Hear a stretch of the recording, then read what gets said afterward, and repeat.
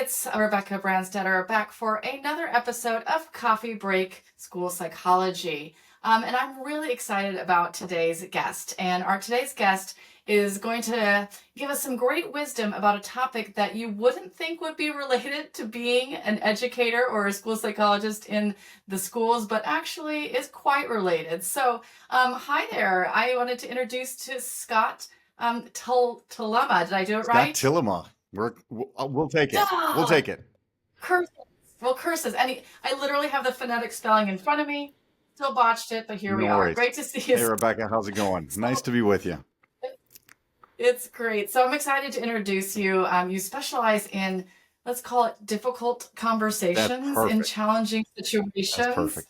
But what you might not know about Scott is he's a retired SWAT hostage negotiator from the Chicago area, trained by the FBI and Harvard University. Super fancy. He holds a master's degree in psychology, which I did not know until I just read that. And you have over 20 years of law enforcement experience. And so Scott and I met at an education conference, and he's a global keynote speaker at the Negotiations Collective. He gives training and classes and corporate audiences, educator audience, everyone. We're thrilled to have you, Scott, because you're building teams, you're inspiring people to be powerful communicators, influential leaders, and I'm here to tell you that educators have a lot of tricky conversations. So welcome, everyone. Let's give a warm welcome to Scott virtually on I Zoom. love it. What a wonderful introduction. Thank you for that. Happy to be with you and your team. And I trust that in my world as a SWAT negotiator, we have tough conversations, but people in your world, I know, are having difficult conversations, not only for those who are serving the students, but internally. I know that there's tough conversations on every side. So happy to share some insights from SWAT hostage and crisis negotiation that might be relevant to you and your colleagues. Yeah, sometimes it feels like that. It feels that intense, honestly. So we like to start out every coffee break episode with like a fun fact about our guests beyond the beautiful work we all do. Also, do you have any coffee? Because this is required for this meeting. I'll pull my coffee Okay, mug that's filled with business cards, but I'll fit the I'll role allow now. it. How's this? Okay, I'll give you a pass. I have my have fun mug. So let's have fun. Tell us a fun fact about So yourself. I am a musician. Way back when I was 6 years old, my parents had me start taking piano lessons. And I wasn't so good at reading music, so by the time I made it to middle school, junior high, I moved over to percussion. They're like, "Hey, can you bang on this one thing?" I was like, "This is way easier, perfect." So throughout middle school and high school, I played the drums and aspired to be a big-time drummer. And I was selected to be in the University of Wisconsin marching band. So people often wonder why I'm so cool. And once they hear that I was in the marching band at Wisconsin, then they understand, and it all makes sense. That is a fun fact. And so, we are, I'm sorry you didn't do a full career in the music arts, but we're glad that you pivoted to negotiations and communication strategies so that we can drop some knowledge in our group today. So we like to share kind of 3 tips around your area of expertise. So I'm going to kick it off first with like what is something that most folks get wrong about negotiations and conflict resolution?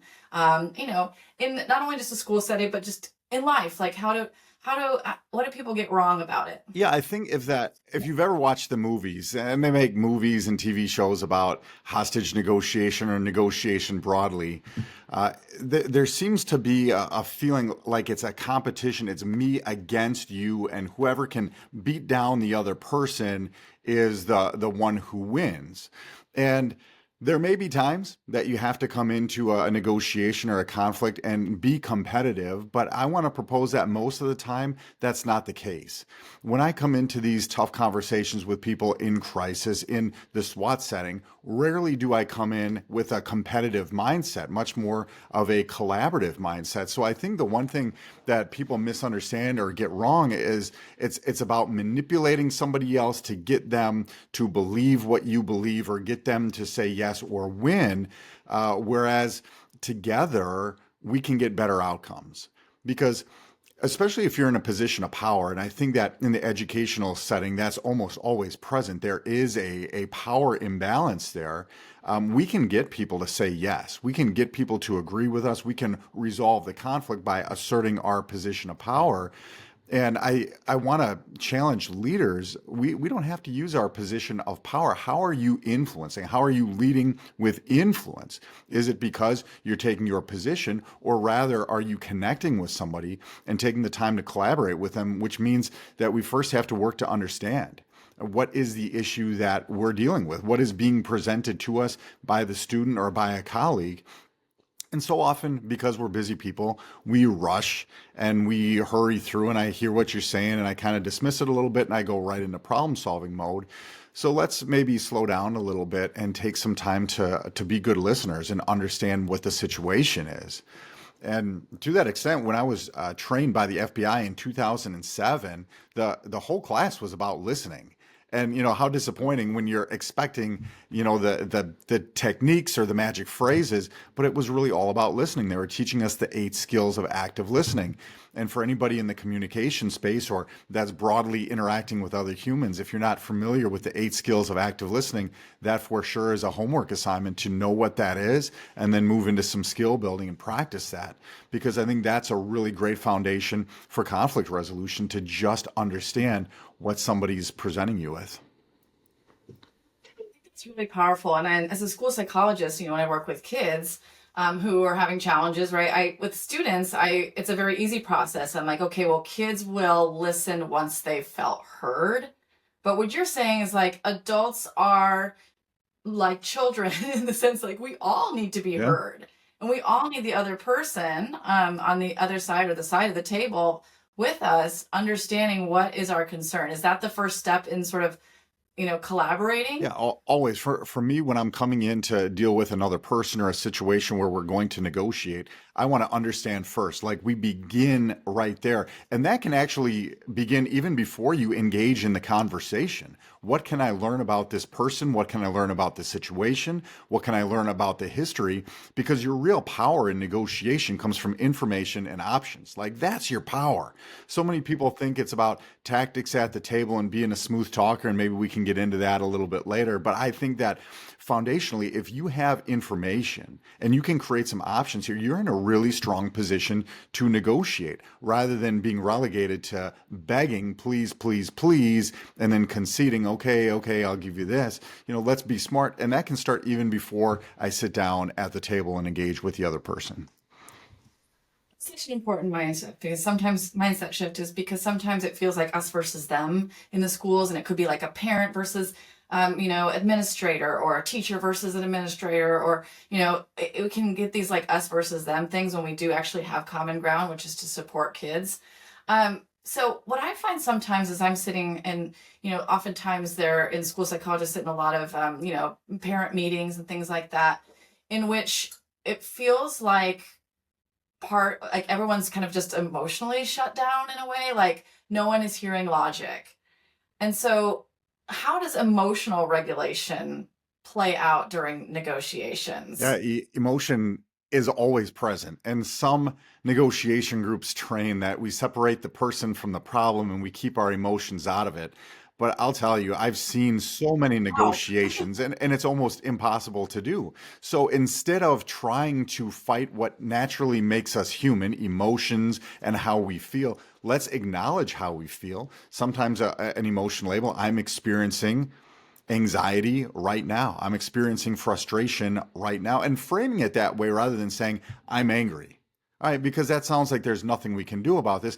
I'm experiencing this emotion right now reminds us that we only experience an emotion for a short period of time, and then we move on or we reflect upon it. And it almost gives us a sense of control over, I'm not being held hostage to my emotion, which I can't do anything about. This is what I'm experiencing. But instead of using logic and reason all the time, that's not really how we make decisions anyway. Let's understand that emotions impact our decision making, and we have to use our emotions. There's a great book called Beyond Reason, Using Emotions as You Negotiate, written by Daniel Shapiro from the Harvard program on negotiation. He gets into different elements of how we can use our emotions to get to good outcomes. And I think this is a big moment for a lot of people because, particularly, and let's say sales, for example, people show up to these meetings with graphs and charts and data and facts and figures because they're going to have this big fancy presentation when the psychology says that's not really how we're making decisions at all. Harvard University says 95% of our decision making is emotional. And we can say, hey, we use facts and figure, logic, data, reason. That might be the case. They say we actually use that to justify our emotional decision that we've already made. So why not understand emotions and work to control ourselves and manage ourselves first while we're getting into this conversation? Because it's going to be emotional. And if it's not emotional for you, that means you don't care. So when people show up and like, this is a real problem that I'm emotional, that's not a problem at all. It's your body telling your mind, this is important. You're about to have an important conversation. That's a very good thing. Yeah, our feelings are diagnostic. And I think you can't separate, feelings from our behaviors, right? Can I do a little 2-second role play with you? Like, let's pretend that I am a parent and I'm very upset and angry and frustrated because let's say my student with autism, I felt like they were mistreated in some way and they aren't being understood. And so I come into a meeting and I'm like, all right, this is BS. Why am I even here? This is like I can't even believe you people. And I just come in hot. What is something that you as in your work would do for someone who has really amped up emotions? And maybe, I don't know, is this a body language for I don't want to talk about it, I want to hear what you have to say? What is your first step? I think that in this case, it might be important to establish common ground, to say, in my role, I am here to support the best education for your child. And I sense that this is a very important issue to you as well. So immediately we're going to try to find some common ground. So we're going to start to dispel we're opponents here. But also, if we go back and just listen to how I presented that, there's a big focus on the delivery. Because so often we're going to prepare for what we're going to say, but how many people are preparing how to say it? So I'm going to be a little bit more deliberate, a little bit slower, and maybe a little bit more quiet. Because we can adjust our delivery. That's the rate, rhythm, pressure, volume, tone, the different elements of not what we're saying, but how we're saying it. Because this is what's creating emotion on the other side of the table. Because I can say the same thing in a more pressured way, in a louder way, in a faster way, and that's going to create some anxiety on the other side. So yes, we're going to be mindful of what we say. I don't want anyone to feel that words are unimportant. Of course, your words matter, but we're already thinking about that. So in my content, I want to begin by establishing some common ground to let them know I'm also working on this, and I also might be experiencing some frustration. So maybe a statement of recognition, I'm so appreciative that you took the time to join me here today. Sitting down, having a real conversation, collaborating is the best way for us to get the best results for your child. I feel calmer, and that was just a fictitious scenario. There's something about the voice and tone and cadence, and words definitely matter. If I came in and I was like, Scott, what are you doing? Or Scott, what are you doing? The voice and tone can really change what's going on. Everything. And I love it. You said I sense that. So it's not I think sometimes people get annoyed with you feel angry. They parrot it back exactly. And they're like, of course I did. I just said that, dummy. Some people can get more triggered when you try to, I don't know, at least kids do. I'm speaking from a kid lens here. When you parrot back, you said that I'm here and you feel angry. I sensed, there's something about the words I sense that was I don't know, but I'm sensing that this feels really urgent to you.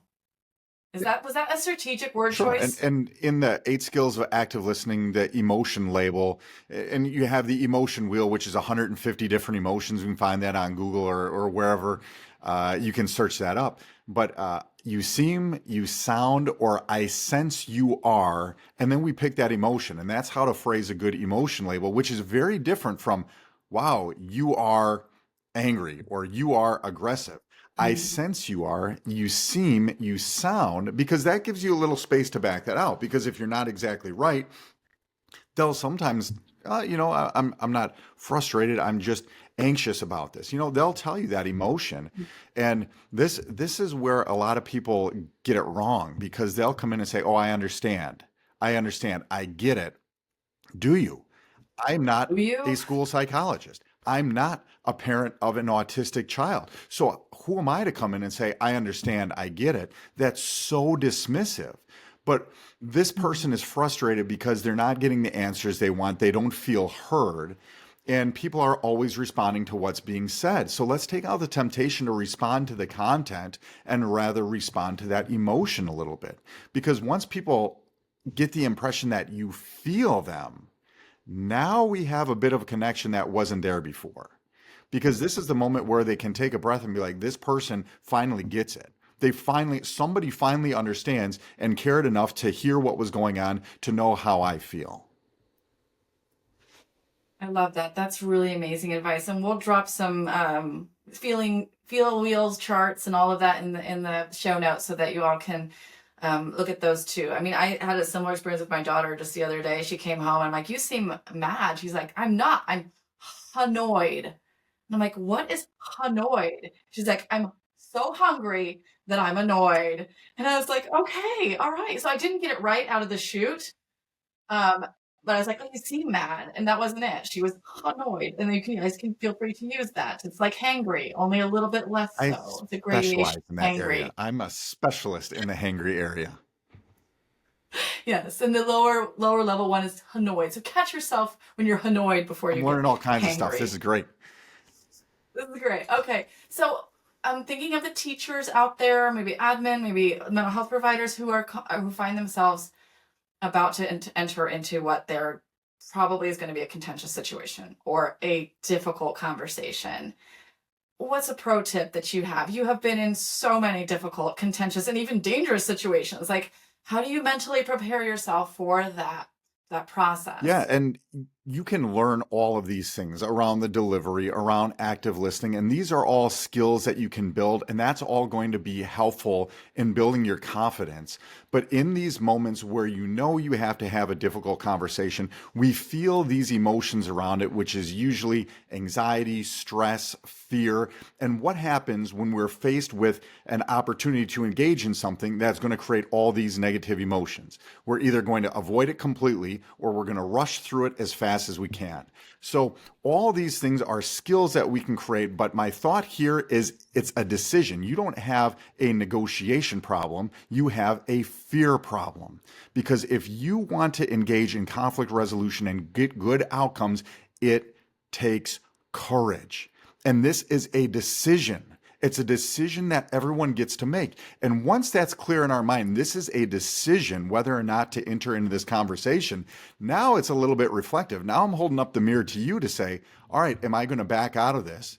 Am I going to get through it as fast as I can? Or am I going to embrace the moment and stay focused on my goal? Because what is my goal here? And sometimes that mindset is really helpful because it's not about you. It's not about you being right. It's not about your ego, your feelings. This is about getting a really good outcome. And so many times for people in your position, it's not even advocating for themselves. It's advocating for a good outcome for the people that they serve, for the students, the children that they serve. And then you have a decision to make.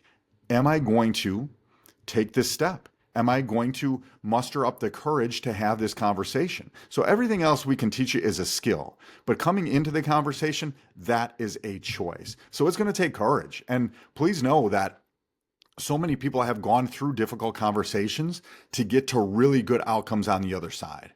I mean, I will assure you, we've engaged in so many conversations with people who are at their worst. Bad people having bad days, good people having really bad days, people in crisis. And when they're in these crisis moments, they need a connection. They need a leader, they need a coach, they need some guidance, and you can be that person. So don't miss that opportunity to be of great service to someone who's really in a tough spot, who may really need you, adult or child, to guide them through this crisis and give them what they need to make sure that we find successful outcomes. I love that. It sort of feels like being like the calm, the eye of the storm, and sort of serving as a as a role model for like modeling empathy and communication and all of those skills that we need to have collaborative relationships with those we work with and those we engage with. And what you said was so important, Scott, which is when we're afraid, this is just like hit me like a ton of bricks right now. Like when we're afraid, we want to rush through things. But our first tip was like, don't rush, get to understand what the problem is. So it's, I think that awareness is the antidote to like, all right, let's get this thing on the show on the road and get done.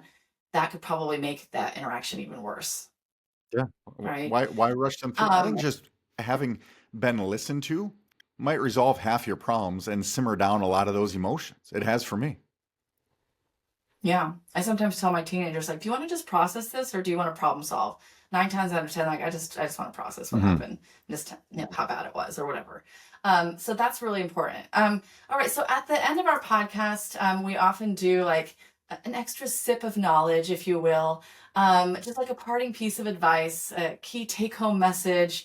And I would love for you to share resources for folks. So, what is your final sip, your espresso shot of awesome sauce that you'd like to share with our community? There's so much out here. All of us have the ability to exert verbal influence, even in difficult situations, even with difficult people. We all have that.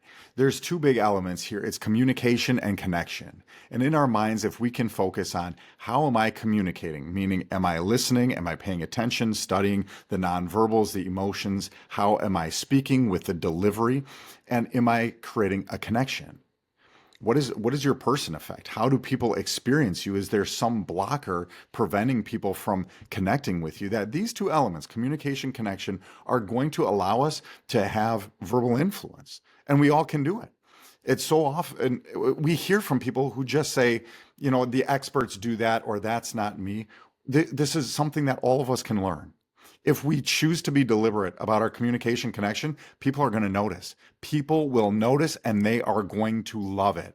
So my challenge, my parting thought is let's spend a little bit of extra time, even if we think we know it, even if we think we're good at it, being deliberate about our communication, connection, and see what happens. Notice the results, see what feedback you get, and see if that moves you in a better direction, personally and professionally. I love it. Sort of like it's not what you say. You don't have to say the perfect thing. It's sort of how you say it, the feeling behind how you're saying, how you make people feel in a room with you. Amazing. Well, I really appreciate your time. It was not too hard of a negotiation to get you here on Coffee Break School Psychology. I didn't have to play hardball You're or very good at try this. to. You're very good at it. Yes. So I really appreciate you coming, and I would love for people to be able to access your resources and your wisdom. I know that you go all over the planet talking about this. Can people access you from the World Wide Web? Yes, if you can find the World Wide Web, you can find me. So my company is Negotiations Collective. That's negotiationscollective.com. We have training classes on negotiation, training classes on conflict resolution, full day classes where we can go really deep into such things. I also offer keynotes for events, conferences. Love being able to reach so many people through the keynotes. And if this is your thing, you want to go deeper and you want to hear some stories about some great negotiations, I have a TED Talk. It's titled The Secrets of Hostage Negotiators. It's out there on YouTube. You can find it and hear some really good, intense negotiation stories. I love it. And I was the benefactor of one of your amazing keynotes. So yes, go check out Scott and I will drop all of his socials and things below into the show notes. But thank you so much for coming to Coffee Break School Psychology. Really appreciate you. And thank you all of you out there listening. I hope that you were able to pick up a couple tidbits, and we'll see you on the next episode. Take care, everyone.